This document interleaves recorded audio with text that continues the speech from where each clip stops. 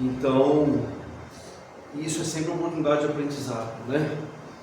Então, eu agradeço a todo mundo, eu agradeço pela confiança e a paciência de todos vocês. Eu faço só uma correçãozinha que hoje o Ugni vai poupar as opiniões próprias, as opiniões particulares, e eu quero que o Humberto de Campos seja mais trabalhado. O texto que nós vamos trabalhar, o tema, a mulher e a ressurreição, ele está lá no Boa Nova, capítulo 22. Alguém conhece esse livro? Alguém já leu esse texto?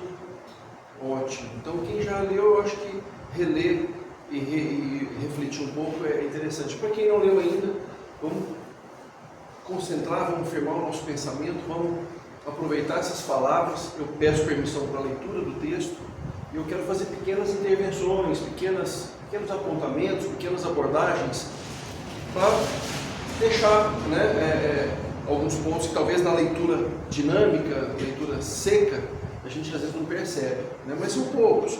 A maior parte realmente Humberto de Campos, porque a poesia dele e a maestria na escrita é uma coisa que precisa ser aproveitada. E aí, se eu entrar com a minha inferioridade para tentar explicá-lo, eu vou atrapalhar a cena, eu vou complicar o processo. E eu vi alguns expositores também não se atrevendo a sobrepor isso, e fazendo leitura e intervenções, porque realmente é muito rico, você não percebeu ao longo da exposição. Nós temos um tempo relativamente curto, mas dá tempo de fazer sim. Eu vou colocar o relógio também, para a gente acompanhar aqui e respeitar o horário. O texto, gente, então, ele é rico em detalhes, ele é uma leitura maravilhosa. E são 4 personagens que participam desse texto. Jesus, o maior personagem, a razão de ser do livro, Boa Nova, é a própria mensagem dele, né? O livro todo. Então são 30 historinhas, todas com ele junto. Jesus, Simão Pedro, Maria de Magdala, ou Maria Madalena, que é a mesma coisa. Madalena é uma referência à cidade, inclusive. E um observador, que é o narrador dessa história, né, que é o próprio espírito de Humberto de Campos. Acessa essas telas, enxerga o que ele vê, o que está acontecendo e escreve para nós, né? Então são 4 atores.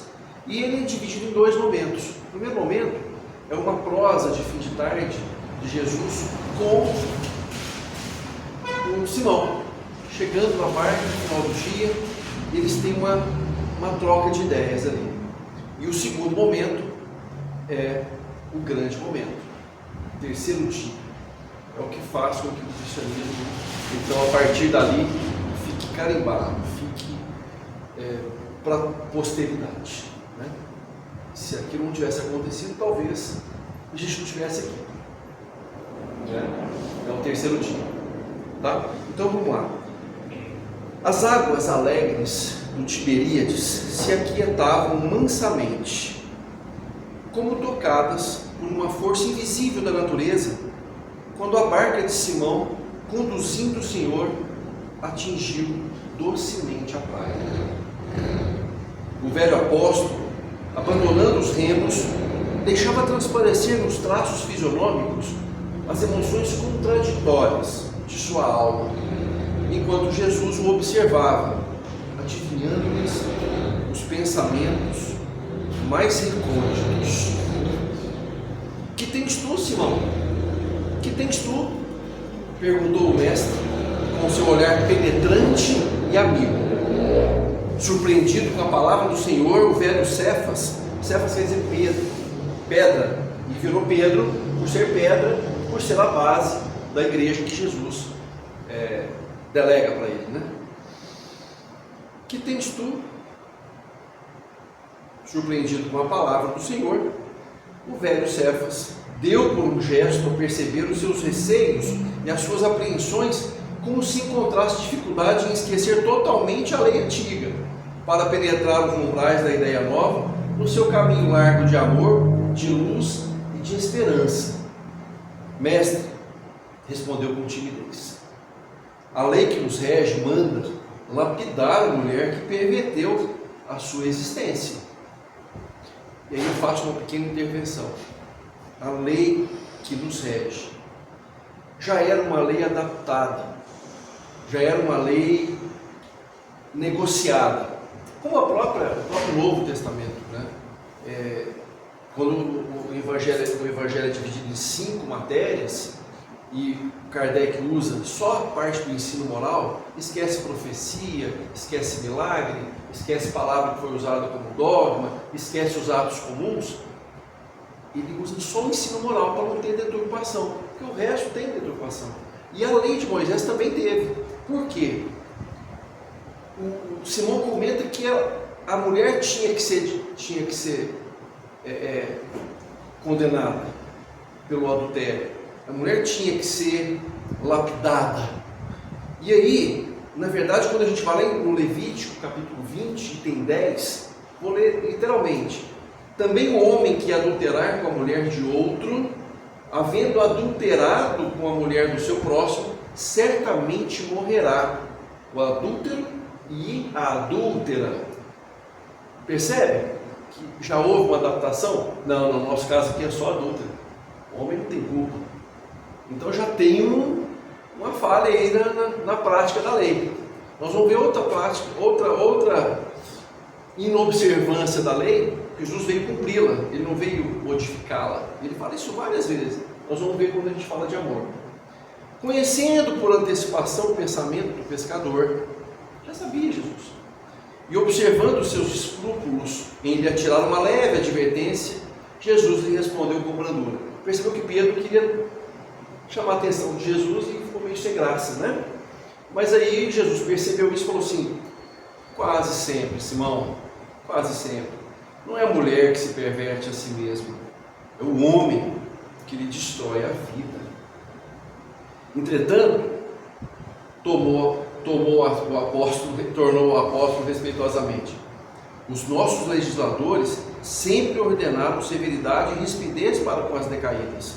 Observando os nossos costumes, Senhor, é que temo por vós, acolhendo tantas meretrizes e mulheres de má vida nas pregações do Tiberíades. Jesus ficou na casa dele, morou com ele, né? Ele tinha uma certa intimidade.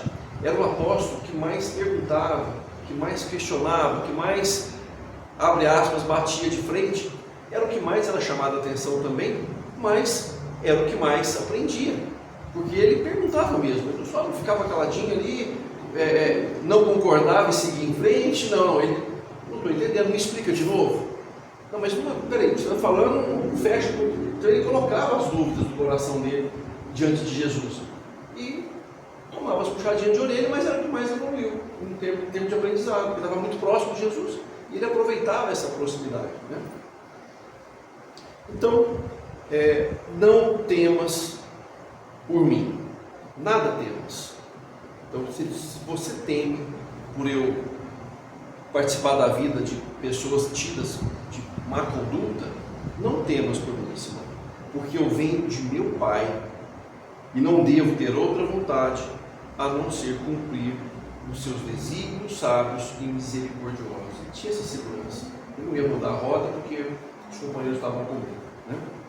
Assim falou o mestre, cheio de bondade e espraiando o olhar compassivo sobre as águas levemente encrespadas pelo beijo dos ventos do crepúsculo.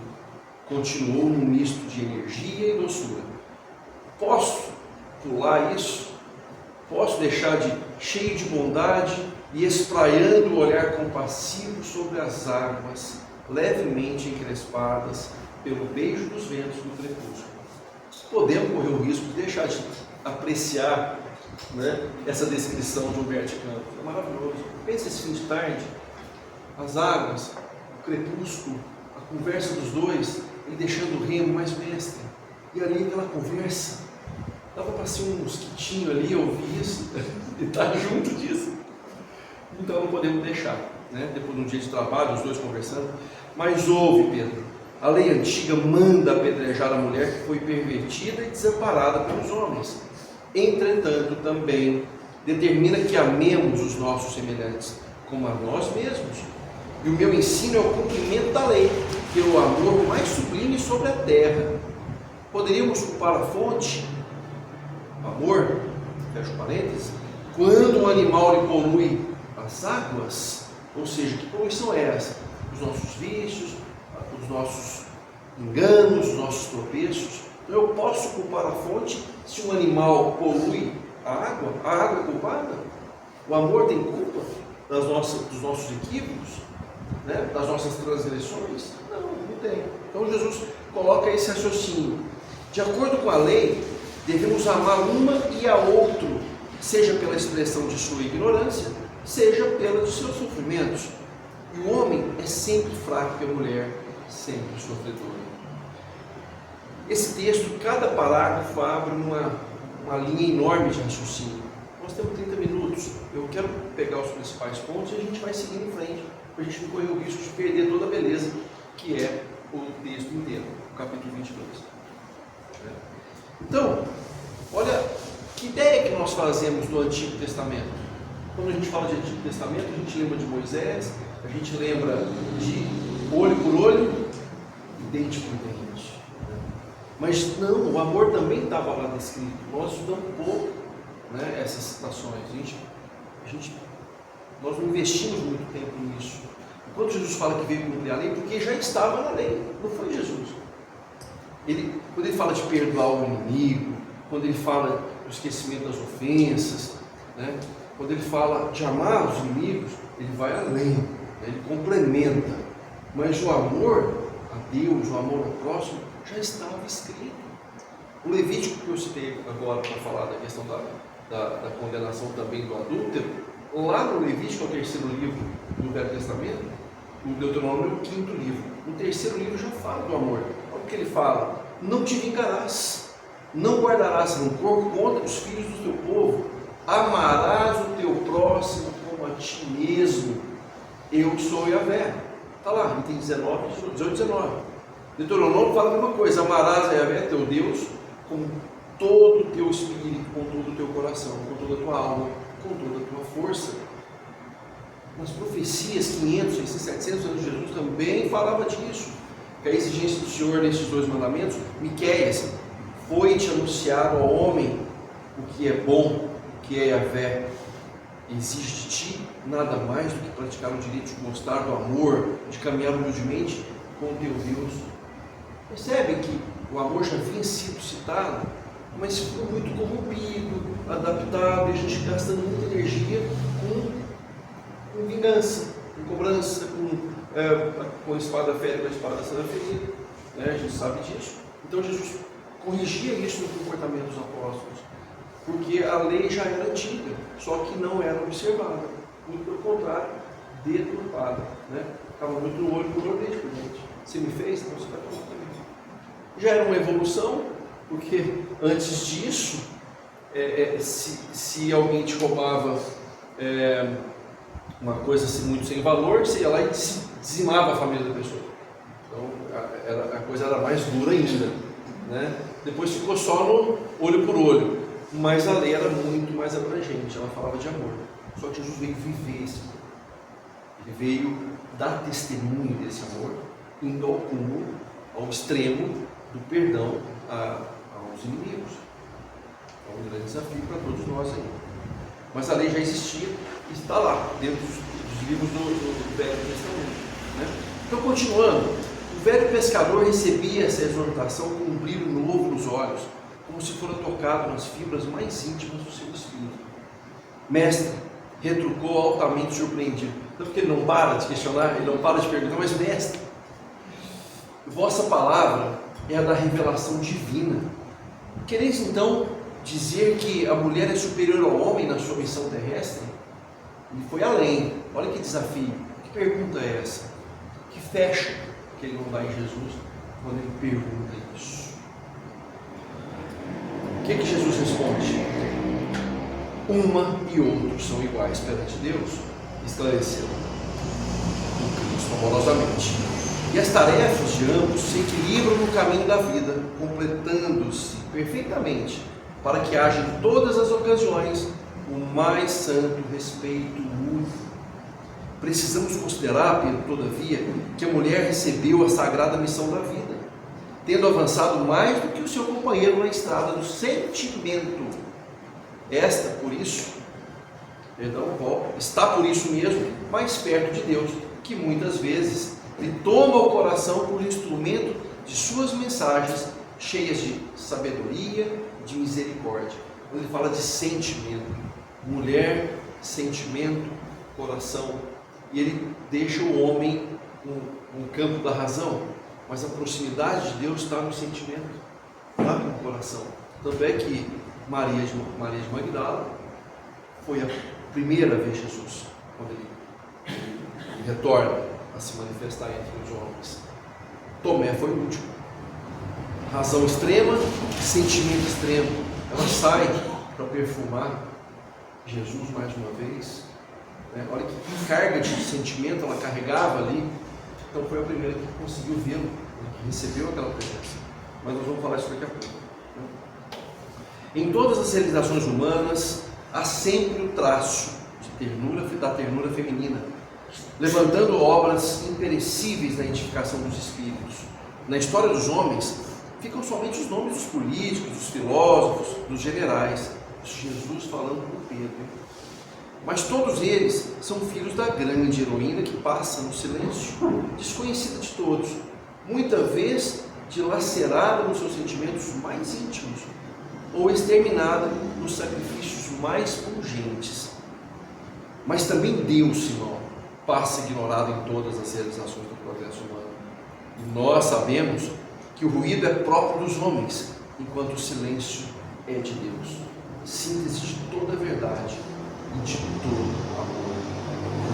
Então, ruído, euforia, manifestações exteriores, barulho, são típicos do homem.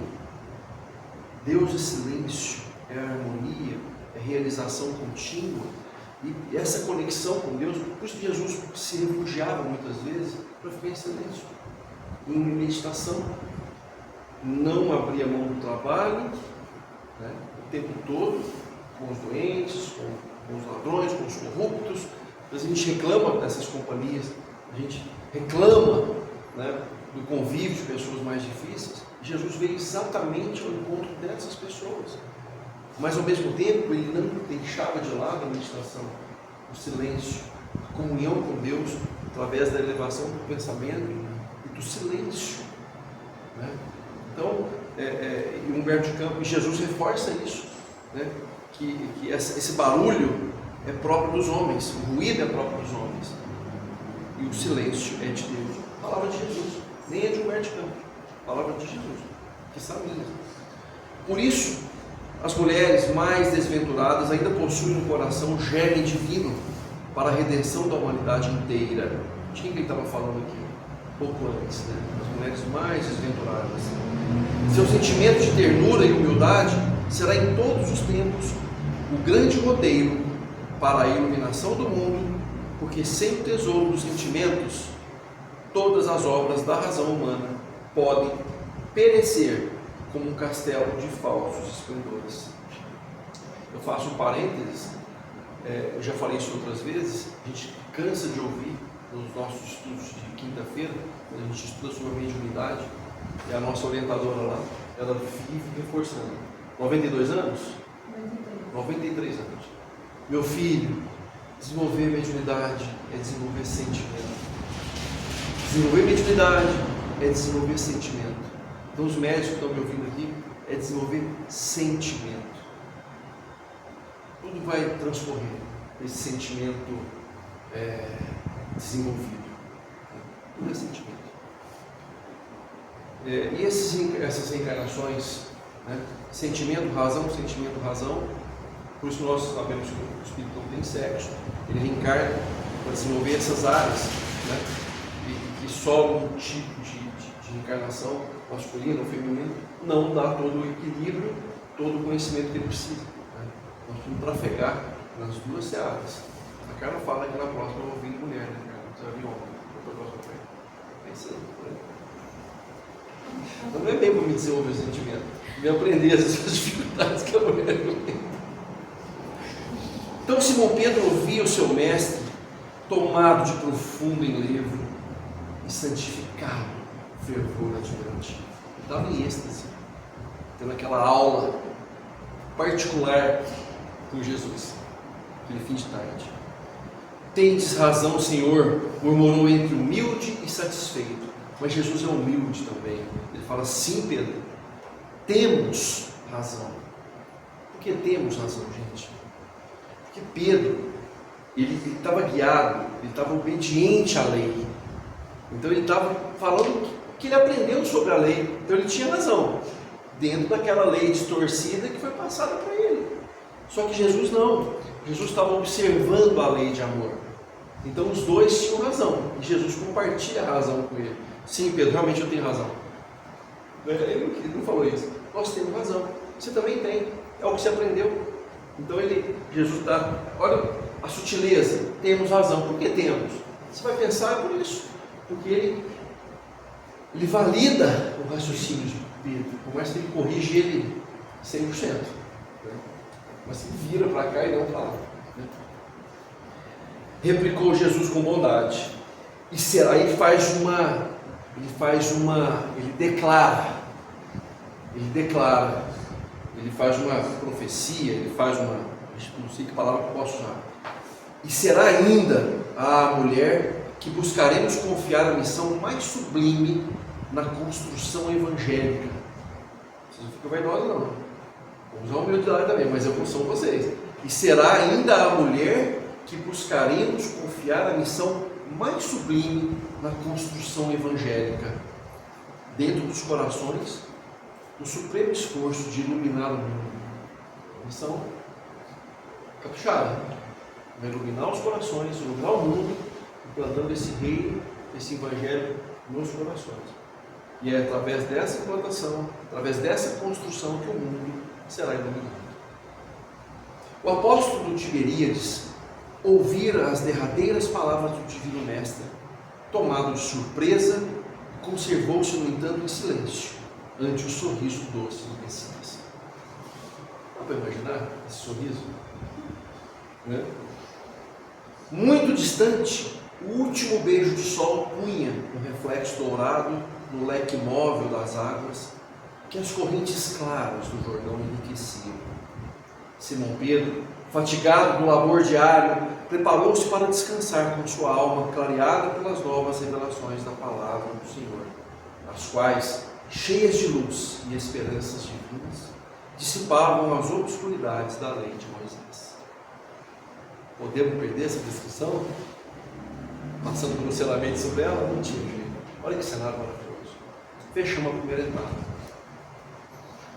dessa prosa extremamente rica, né? De Pedro e Jesus. Mas 2 dias tinham passado sobre o doloroso drama do Calvário. Página 9.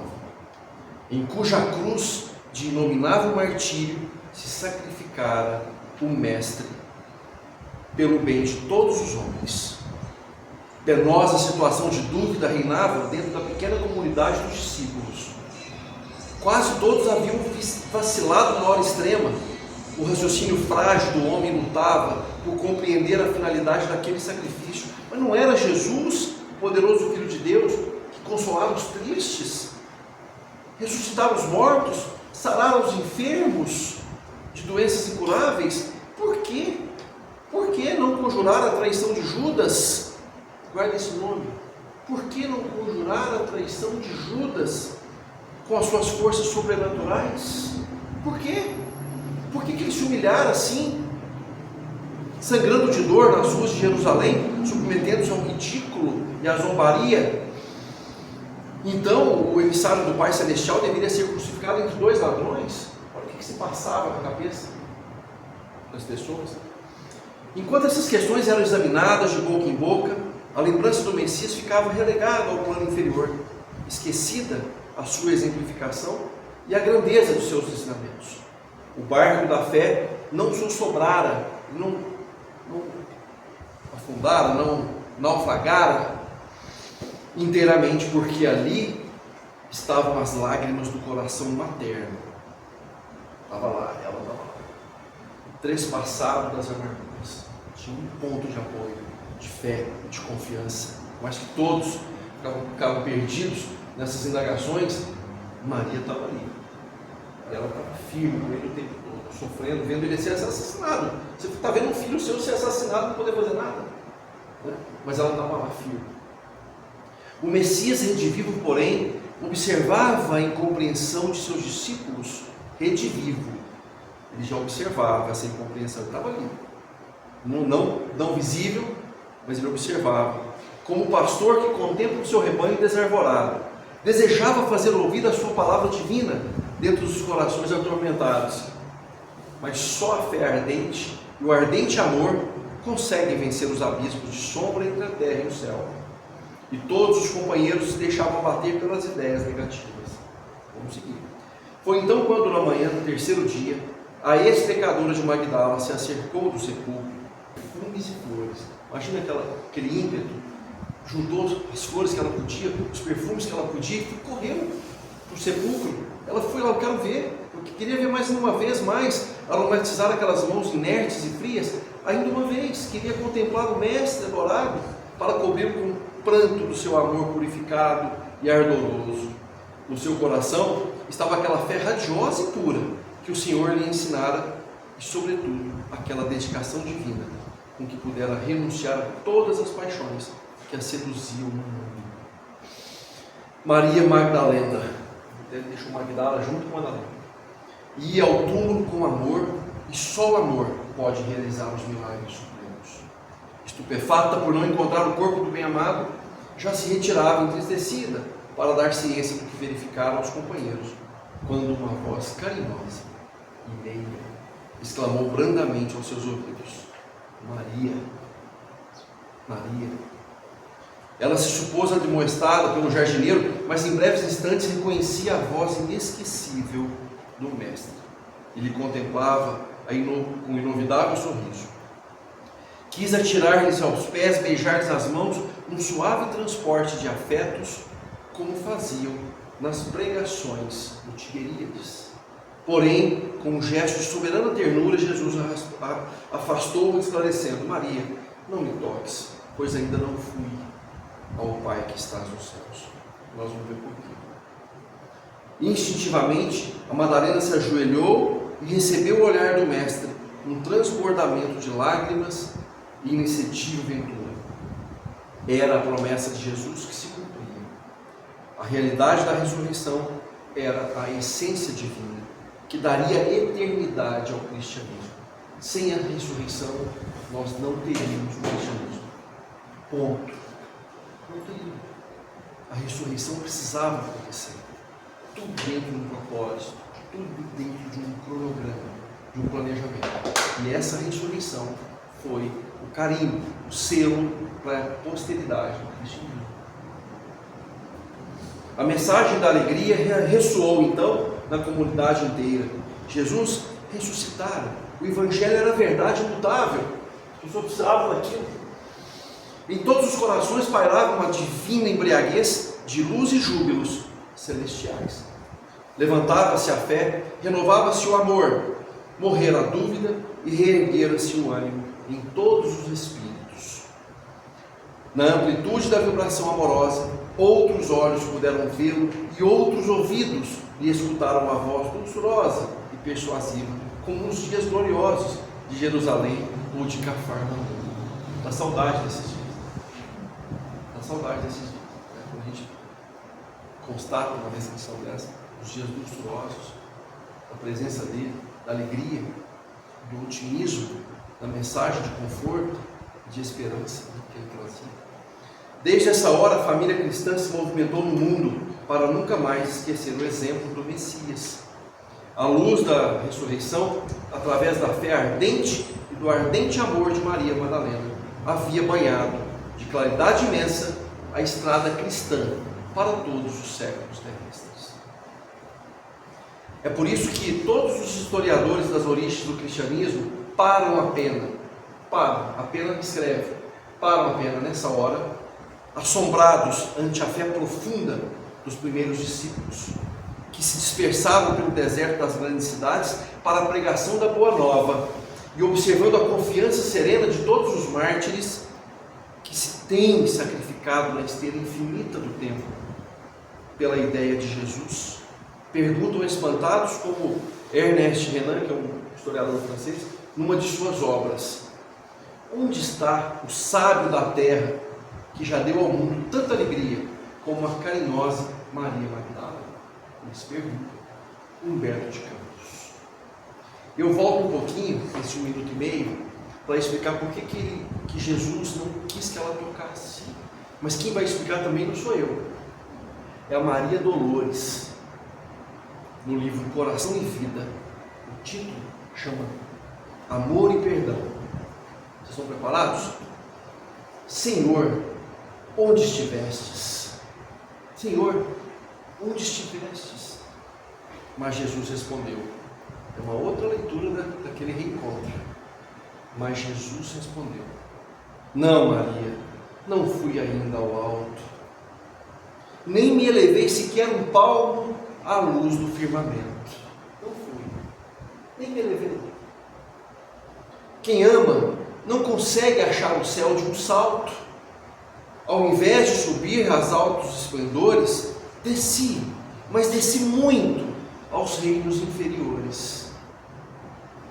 Despertando do túmulo, escutei os gritos de aflição de alguém que muito amei e que muito amo ainda.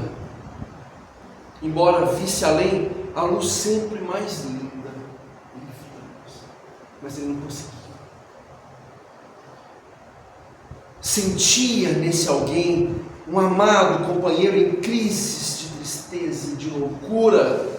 Fui à sombra abismal para a grande procura. Jesus, fui à sombra abismal para a grande procura. E ao reencontrá-lo, amargurado e louco, a ponto de não mais me conhecer, demorei-me a afagá-lo e pouco a pouco consegui que ele enfim pudesse adormecer. Senhor, interrogou Madalena, quem é o amigo que te fez descer antes de procurar a luz do Pai?